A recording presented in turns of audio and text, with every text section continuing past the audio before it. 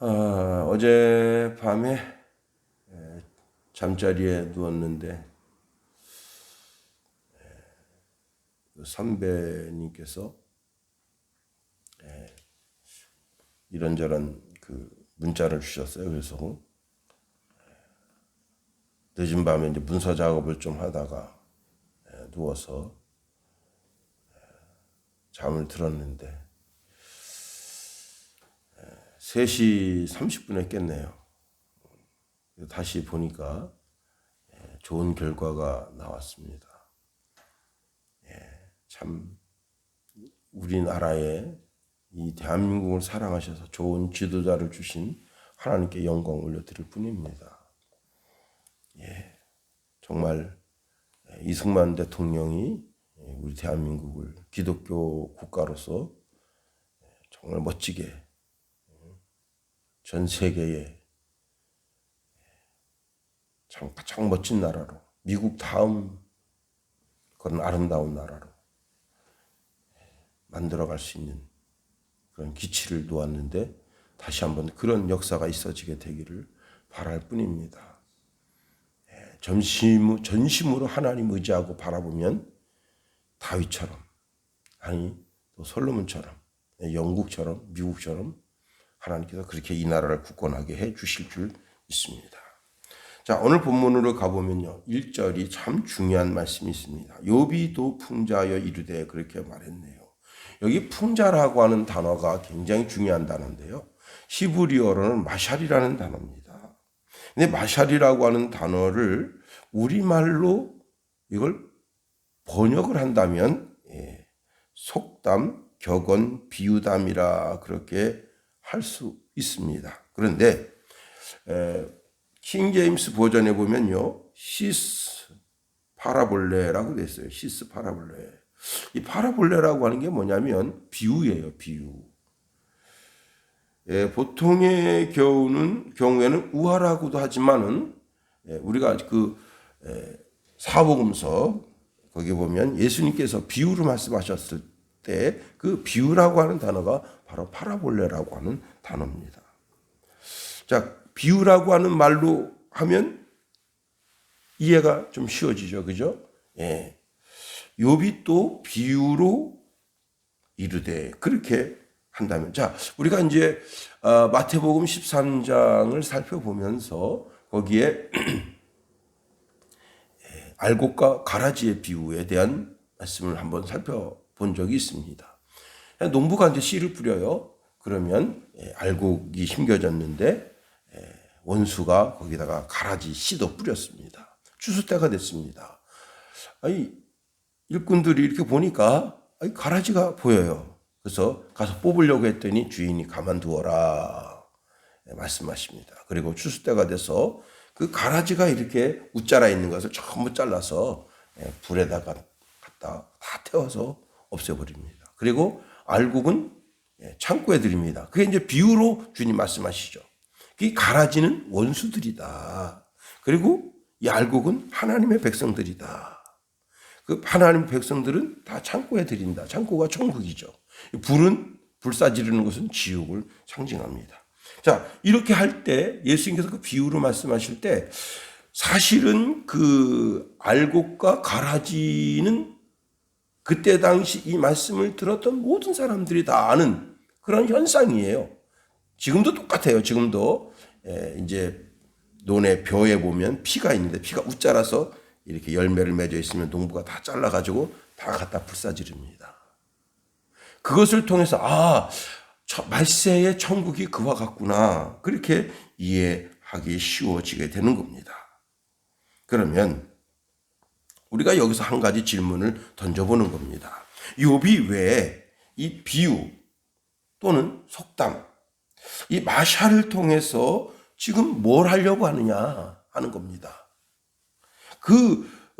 비유를 통해서 뭘 하려고 하느냐, 자기 자신의 처지를 지금 설명하려고 하는 거예요.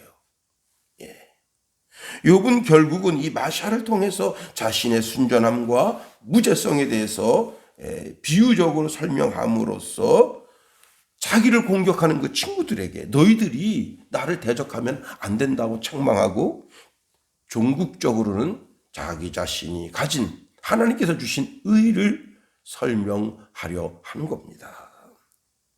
우리가 오늘 본문에 있는 말씀을 통해서 한번 욥이 어떻게 자기 의를 주장하고 있는지 오늘 본문에 있는 말씀을 통해서 세 가지를 살펴보려고 하는 겁니다. 첫 번째는요, 살아계신 하나님이 자신의 정당함을 빼앗으셨다 하는 거예요. 자, 2절 보세요. 나의 정당함을 물리치신 하나님, 나의 영혼을 괴롭게 하신 전능자의 사심을 두고 맹세하노니 그랬습니다. 예, 우리 성경에는 전능자의 사심을 두고 맹세하노니라고 하는 구절이 뒤에 나왔죠. 그죠? 그런데 원래 히브리 성경에는 이 구절이 앞에 나와 있습니다. 즉, 살아계신 하나님, 그 하나님이 나의 정당함을 물리치셨다 하는 거예요. 살아계신 하나님이 나의 정당함을 물리치셨다.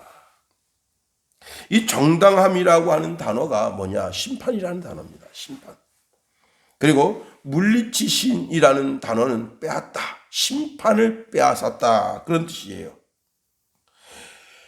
자, 욥이 너무너무 억울해서 하나님 앞에 자기를 좀 이렇게 판결해 달라고, 내 지금 억울함을 좀 하나님 알아달라고 그렇게 기도하고 간구하고 부르짖으며 금식하며 하나님께 매달렸는데 하나님께서 욥의 억울함을 듣지 않고 계시다는 거예요.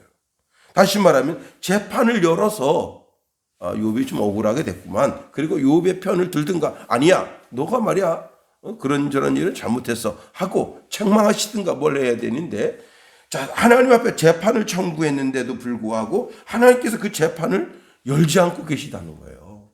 응? 아니, 내가 억울한 일이 있어서 법원에다가 내 억울함을 좀 풀어주십시오. 그리고 고소를 했는데 재판장이 그 놔두라고, 그 사건은 놔두시오. 그래가지고 1년, 2년, 3년, 4년 계속 묵어두는 거예요. 그 참 답답하죠. 지금 욥이 그와 같은 상황에 자기 자신이 있다고 하는 겁니다. 사실 욥을 변호해 줄 사람은 하나님뿐인데, 지금 여기 욥을 둘러싸고 있는 모든 사람들이 욥을 공격하러 온 거예요.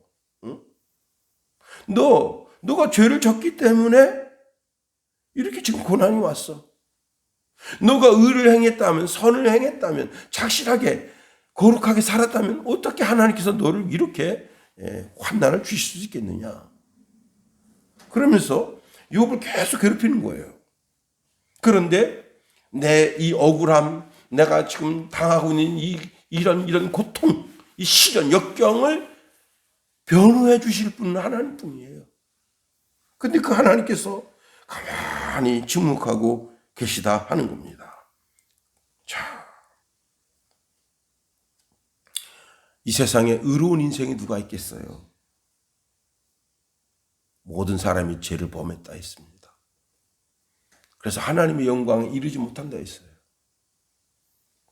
모든 사람이 다 죄를 졌어요. 그런데 모든 사람이 다 죄를 졌지만 죄를 지은 사람들 가운데 예수 그리스도를 의지함으로 말미암아 그 죄악이 덮여지고 예수 그리스도로 말미암아 너는 의로운 사람이라 인정함을 받는 믿음의 사람들이 있는 겁니다.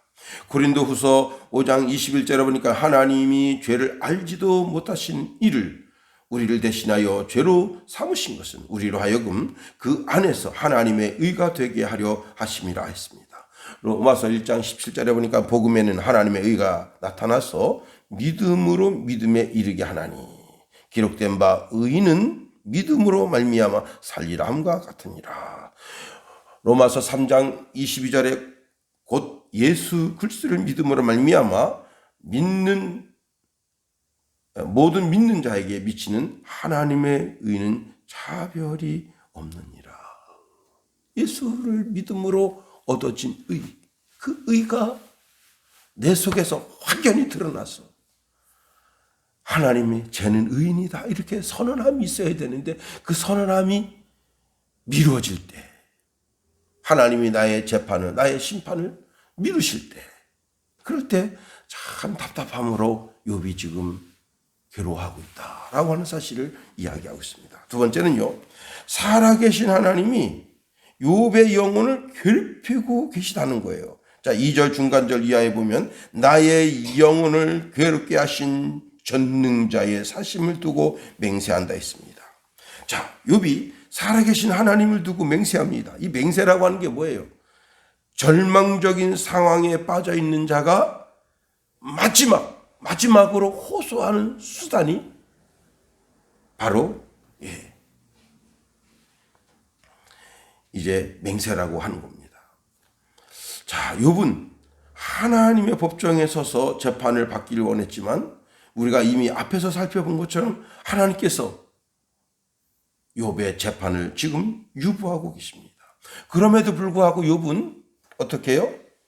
욥기서 13장 22절에 보니까 그리 하시고 주는 나를 부르소서 내가 대답하리이다. 혹 내가 말씀하게 하옵시고 주는 내게 대답하옵소서라고 말씀하고 있습니다. 다시 말하면 욥은 자기 자신의 삶 속에서 엄청난 징계에 탄식하면서 하나님을 배웠고 자신의 마음을 좀 하나님 앞에 탄원하고 싶다 하는 겁니다. 욥기서 23장 3절에서 5절 말씀에도 보면 내가 어찌하면 하나님을 발견하고 그의 처소에 나아가랴. 어찌하면 그 앞에서 내가 호소하며 변론할 말을 내 입에 채우고 내가 내게 대답하시는 말씀을 내가 알며 내게 이르시는 것을 내가 깨달으랴. 자, 욥은 하나님의 공평하신 판결이 시행되는 법정에 서기를 간절히 원하고 있다. 하나님이 내 소원을 알아주셨으면 하는 마음이 간절하다. 누가복음 19장인가 18장에 보면 억울한 일을 당한 한 여인이 아주 불의한 재판관을 매일매일 찾아갑니다. 그리고는 그 불의한 재판관에게 계속해서 제 억울함을 풀어주세요. 제 억울함을 풀어주세요. 그렇게 호소하는 것처럼 지금 욥이 지금 하나님 앞에 그렇게 계속해서 호소하고 싶다는 거예요. 아니 호소하고 있다는 거예요. 그리고 이렇게 호소함으로 말미암아 언젠가는 자기가 정금처럼 나아갈 것을 욥은 자신 스스로가 알고 있습니다. 욥기서 23장 10절에 보니까 내가 가는 길을 그가 하시나니 그가 나를 단련하신 후에는 내가 순금같이 되어 나오리라 말씀하십니다. 이사야서 48장 10절 11절에 보니까 보라 내가 너를 연단하였으나 은처럼 하지 아니하고 너를 고난의 풀무에 택하였노라. 내가 나를 위하여 일을 이룰 것이라. 어찌 내 이름을 욕되게 하리요 내 영광을 다른 자에게 주지 아니하리라 말씀하십니다. 그렇습니다. 하나님께서 이런 시련과 역경과 환난을 통해서 곤란을 통해서 내가 점점 순결한 믿음, 정직한 믿음, 하나님께서 원하시는 믿음으로 나아가게 될 것이다. 욥은 풍자적으로 이것을 말씀하고 있습니다. 세 번째로 욥은 하나님을 살아계신 전능자다라고 고백하고 있습니다. 2절 하반절에 보니까 전능자의 사심을 가리켜 맹세하노니 그랬습니다. 제가 이 말씀을 준비하면서 좋아하는 찬송 16장 내 주는 살아계시고 날 위해 비심을 그 주신 사랑 인하여 나 알게 되었네. 저는 이게 좋아요. 내 주는 살아계시고 이 구절이 너무너무 좋아요. 한때는 이 찬송을 입에 달고 한 일주일 동안 불러드린 적이 있어요. 그냥 길 가면서도 부르고 생각할 때, 내 주는 살아 계시고. 참 이 구절이. 예수님도 베드로에게 고백을 받으십니다. 주는 그리스시요 살아계신 하나님의 아드님이십니다. 살아계신 하나님. 그때 예수님 얼마나 기뻐하셨어요. 응? 살아계신 하나님. 자, 하나님은 욥의 재판을 미루시고 욥의 영혼을 괴롭게 하시는 분이시지만 그분이 지금 살아계시다. 죽은 하나님이 아니고 우리의 생각 속에 갇혀있는 하나님이 아니고 어떤 위대한 사상가가 만든 하나님이 아니고 살아서 역사를 주관하시는 분이시다. 욥이 그것을 고백하고 있습니다. 욥은 이 큰 시련 속에서 믿음이 쇠하지 아니하였던 것은 바로 살아계신 하나님이 계시기 때문이었어요. 자기 영혼이 지금 괴롭힘을 당하면서도 그래도 하나님을 바라보는 것은 하나님이 살아계셨기 때문이에요. 살아계신 하나님은 욥에게 아직도 살아있도록 생명을 주셨다. 더 나아가 성령을 그 숨이 멈추는 날까지 함께하고 계신다. 예, 살아계신 하나님이 멀리 하늘에 계시고 천국에 계신 것이 아니라 욥의 호흡 속에 있다. 그 생명 속에 함께 하신다. 그 고백을 3절에서 하고 있는 겁니다. 여러분, 살아계신 하나님을 믿는 사람이 어떻게 악을 말하겠어요? 어떻게 거짓을 말하겠어요? 4절 말씀 보세요. 결코 내 입술이 불의를 말하지 아니하며 내 혀가 거짓을 말하지 아니하리라. 하나님이 살아계신데 어떻게 말을 함부로 하겠어요? 살아계신 하나님, 그 하나님을 생각할 때 하나님 앞에서도 불의나 거짓을 말하지 않고 친구들과의 삶 속에서도 가정의 삶에서도 부부의 삶에서도 부모와 자식 간의 삶에서도 직장에 가서도 결코 불의나 거짓을 입에 달지 아니하고 거짓과 불의를 행하지 않는 삶을 정직한 삶을 살겠다라고 하는 신앙의 고백을 욥이 하고 있는 겁니다. 그리고 친구들이 거짓을 말할 때 그 잘못된 신앙을 바로 잡아주는 거예요. 욥은 친구들의 거짓말을 인정하지 않았습니다. 비록 자신의 생명이 끝이 나더라도 절대로 이 생각을 고치지 않겠다는 거예요. 5절 말씀 보세요. 나는 결코 너희를 옳다 하지 아니하겠고 내가 죽기 전에는 나의 온전함을 버리지 아니할 것이라. 욥이 어떻게 온전한 사람이 됐어요? 욥이 무슨 착한 일을 했나요? 사람은 이기적인 사람이에요. 자기가 부를 축적할 때 먼저 돈을 생각합니다. 모든 사람이 다 똑같아요. 물론 하나님께서 복된 인생이 되도록 그 삶을 이끌어 가주시지만 그 속에서도 사람은 이기심을 버리지 않는 거예요.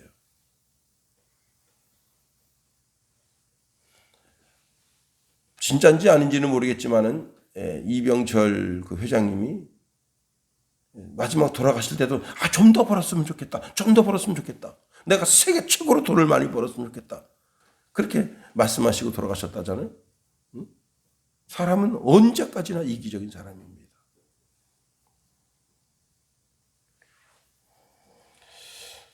자, 그의 온전함이 어떻게, 욥의 온전함이 어떻게 이루어진 거예요? 예수 그리스도의 피로 말미암아 온전함이 이루어진 거예요. 욥은 오장육부 사지백체가 없습니까? 아니잖아요. 똑같은 거예요. 욥과 나의 심보가 똑같은 거예요. 그런데 그런 것을 하나님이 고쳐주시고 그의 온전함이 하나님의 은혜로 말미암아 이루어진 거예요. 욥은 한 가지 결심을 드러내고 있습니다. 6절 말씀 보세요. 6절. 내가 내 공의를 굳게 잡고 놓지 아니하리니 내 마음이 나의 생애를 비웃지 아니하리라. 욥은 자신이 하나님께 얻은 의를 결코 빼앗기지 않겠다는 거예요. 그런데 이 욥이 가지고 있는 의는 뭐냐? 하나님이 법정에서 선언해 주신 의입니다. 욥은 의롭다. 욥은 의롭다 그렇게 선언해 주신 거예요. 그런데 의롭게 되는 그 방법이 뭐냐? 피예요, 피. 피 외에는 의롭게 되는 방법이 없어요. 하나님이 욥을 의롭다 이렇게 선언한 데는 뭐가 있었냐면 구약에는 짐승제사입니다. 어린 양을 잡아서 그 피를 자기 몸에 바르는 거예요. 에덴 동산에 아담과 하와에게 가죽옷을 입혀주시면서 그 가죽옷에 묻은 피를 아담과 하와의 몸에 묻히시. 유월절 때 문설주와 임방에 피를 발라. 다 모든 사람에게 피를 발라야 되지만 모든 사람에게 피를 바를 수가 없잖아요. 그래서 문설주와 임방에 피를 바르고 그 안에 들어가 있는 자들을 살려주시는 거예요. 우리가 하나님의 성전에 나아갈 때 거기에 어린 양의 피가 있는 거예요. 모든 사람에게 피를 뿌려야 되지만 그 어린 양 한 마리로 모든 사람에게 피를 뿌릴 수가 없어서 하나님의 법궤에다가 피를 뿌려서 그 피가 그 하나님의 안에 있는 공의가 세상 사람을 비추지 못하도록 하나님의 사람들을 비추지 못하도록 법궤에다 피를 뿌리는 거야. 근거리 뿌려서. 히브리서 9장 22절에 보니까 율법을 따라 거의 모든 물건이 피로써 정결하게 되나니 피 흘림이 없은즉 사함이 없느니라. 우리는 예수 그리스도께서 십자가에서 모든 물과 피를 쏟았어. 다 이루었다 말씀하시면서 주신 그 거룩한 의로 우리는 의롭게 된 거예요. 그런데 여기서 아주 중요한 것이 있습니다. 그 친구들이 말한 것처럼 야 너가 죄를 져서 지금 이렇게 고난을 당하지 라고 하는 말에 승복하면 어떻게 되는 거예요? 어린 양의 피뿌림을 통해서 어린 양 대신 예수님의 피뿌림을 통해서 우리가 의롭게 된 모든 것을 다 버리게 되는 거예요. 그게 뭐예요? 율법으로 구원받을 수 있다 이게. 응? 착함으로 구원받을 수 있어. 너 착하게 살았어야지. 응? 야, 너 그렇게 악을 행하면서 사니까 하나님께서 너 징계를 주시는 거 아니야? 이렇게 결론이 이어지는 거예요.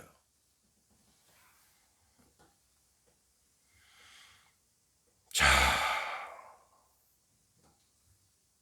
욥은 어린 양의 피로 자기가 죄 씻음을 받은 것에 대해서 감사하고 그 의를 내가 끝까지 버리지 않겠다. 우리는 십자가에서 모든 물과 피를 쏟아서 나를 구원하신 그 예수 그리스도를 끝까지 붙잡고 그를 놓지 않을 때 비웃음 당하지 않는 생애가 되는 겁니다. 세상 사람들은 비웃어도 괜찮아요. 그러나 우리가 마지막 천국문에 이르렀을 때 그때 비웃음을 당하면 참 최고 불행한 인생이 되는 거예요. 말씀을 마칩니다. 욥이 비유로 자기 형편과 처지를 설명하면서 이제 6절 이하에 쭉 나오는 것은 다 말씀을 살펴보면 친구들에 대해서 너들이 얼마나 잘못하고 있는지 깨달으라 하는 말씀들이에요. 오직 내 마음이 하나님 앞에 신원되지 않는다 할지라도 끝까지 하나님께로부터 부여받은 의를 붙잡고 나아갈 때 마지막 칭찬과 축복이 우리에게 있게 될 줄 믿습니다. 주기도문 하겠어요. 하늘에 계신 우리 아버지, 아버지의 이름을 거룩하게 하시며 아버지의 나라가 오게 하시며 아버지의 뜻이 하늘에서와 같이 땅에서도 이루어지게 하소서.